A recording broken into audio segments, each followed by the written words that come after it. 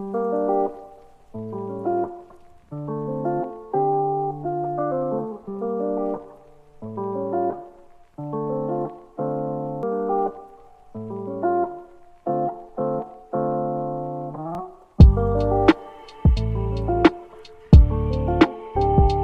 iPhone 11 made its debut in 2019, and here we are in 2021 after an year of usage of iPhone 11. Should you still purchase iPhone 11 in 2021? Let's find out in this video. What's up guys, my name is Jay and you are watching TechHype. Let's find out into this video that should you purchase an iPhone 11 in 2021 or not. So the iPhone 11 is actually a pretty good contender this year, and especially in terms of performance. This device can easily blow any Android device right now in the market. Even I am pretty sure if I'll compare this to the latest S21 series, this can easily beat the S21 series, or at least come close to S21 series in terms of performance. In terms of RAM management, this is pretty good, but still RAM management is a kind of a issue on iPhone 11 on iOS 14. But I'll just say the RAM management is not at all terrible. It is really good. It's just that if you store more than like 10 apps or 12 apps in one time in the background, one or two just reload. So you can keep that in mind. And if you will go with the Pro series, 11 Pro and 11 Pro Max, those do not have extra RAM. Like this year iPhone 12 have 4 GB of RAM, and the 12 Pro got 6 GB of RAM, so you can't have a great experience in RAM management. But obviously it is not at all terrible, and iOS is known for improving devices, especially older devices, as they proceed in their life. So iPhone 11 is, to be honest, sometimes even beat my iPhone 12 in terms of performance, because A14 Bionic chip on the iPhone 12 is still not optimized. If you are considering buying this device for gaming and streaming games on YouTube or on any platform, if you are getting this device for that reason, this device is no doubt really good. And there was some rumors too that iPhone 11 gets heat up really quickly. It does get heat up. I won't say it does not get heat up. It does get heat up, but it does not get as much heat up as it was getting on iPhone OS 13, in short iOS 13, to make it less complicated. iOS 13, this device was getting really hot on extensive usage, and like playing games and streaming something.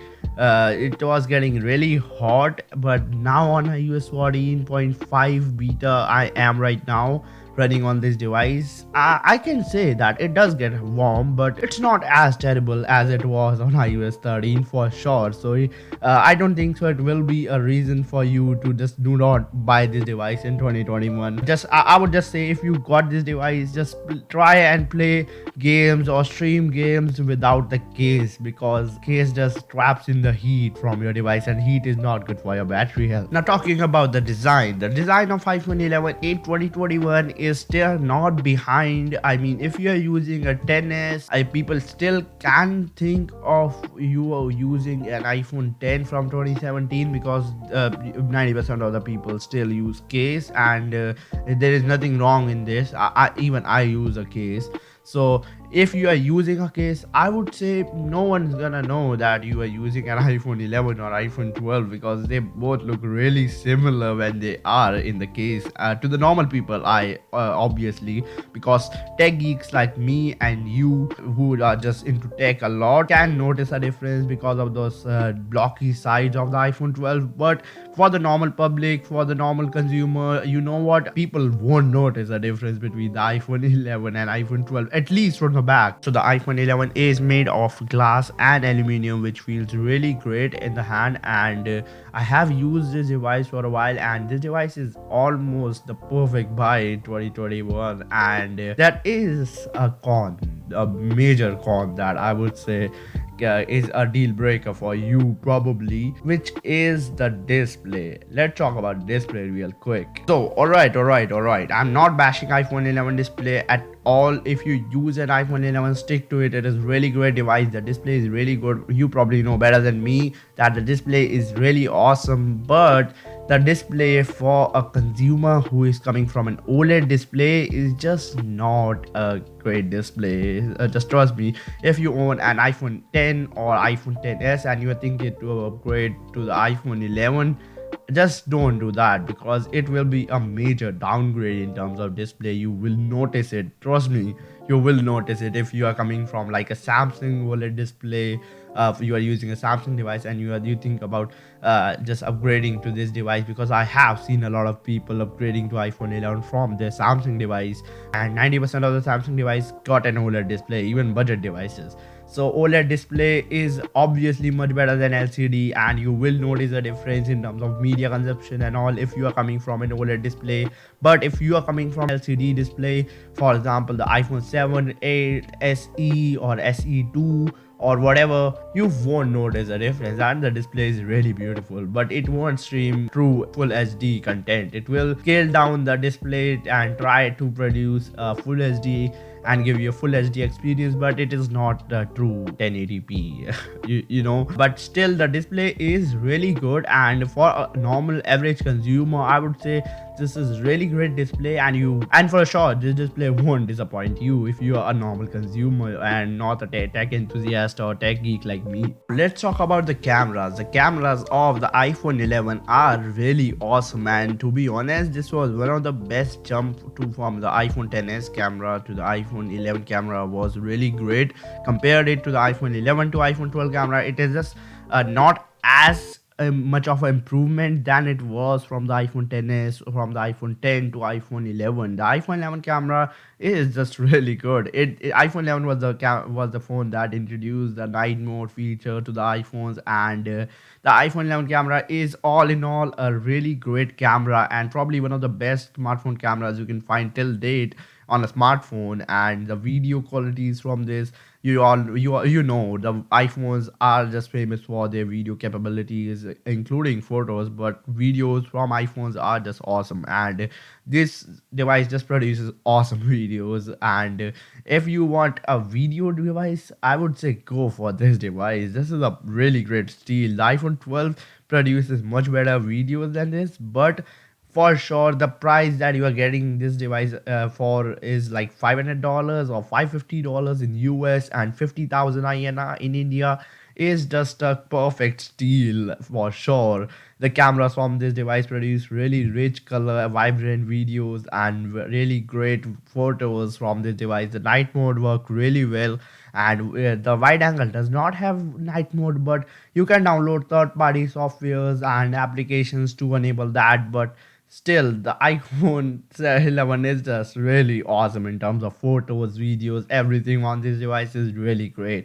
Now talking about the battery life on the iPhone 11 is really awesome. I have been using this device for intensive tasks and for normal tasks for a while, and this device never disappointed me in terms of battery life. And sometimes even my iPhone 12 was not as good in terms of battery life if I'll compare it to the iPhone 11. My iPhone 11 was getting much better battery life than my iPhone 12, but that's because the A14 Bionic chip is still not optimized, and that's the reason the A13 Bionic is really optimized. And the reason I am recommending this particular iPhone 11 to people is because it got an A13 Bionic chip, which is, trust me, one of the fastest chip till date on a smartphone.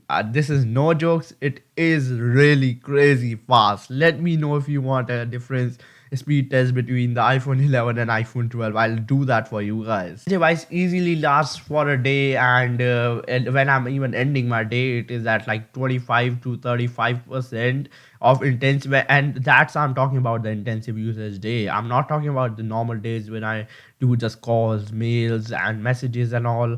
I'm talking about the intensive day when I play games and everything, just intensive task, right? So that day I get around 30% at the end of the day, and I have to plug my device to the charging, and I use a 20-watt adapter on my device, and this device just charges really quickly, as quick as my iPhone 12. So charging is not an issue too. let's talk about the final verdict now. Should you get this device in 2021 or not? The answer is yes, but for some people, the answer is no. The reason is because if you consume a lot of media and you just use the display for HDR content and everything a lot, I would say this device is nah, this is not good deal for you because the only main thing that I hate about the iPhone 11 is the display. And personally, I am an OLED display fan. That's the reason I hate LCD displays. And Apple is one of the best manufacturer in terms of LCD displays. This is one of the most color accurate LCD panels right now out in the market, and probably the best LCD panel you can get right now on a smartphone. But still, if you want to consume media a lot and you are holding on your iPhone 7, 6s or really old device for a while now, even iPhone 10 for a while now, in order to upgrade to a device that will just meet everything, every need that you have, including media consumption, I would say just add some cash to your budget and at least try and get an iPhone 11 Pro, because iPhone 11 Pro was selling at around $100 more, I think, and paying $100 more and getting an OLED panel and getting a telephoto lens is actually a pretty great deal for you if you use media. If you just do media consumption a lot, then it is a really great deal for you. But for the most part, for an average consumer, the iPhone 11 is the way to go. And even in 2021, that's the reason iPhone 11 was the most selling smartphone in 2020. I'm not joking, it was one of the most activated device in 2020 Christmas, and it was the most selling smartphone in 2021. Peace out, and I'll meet you all in the very next episode.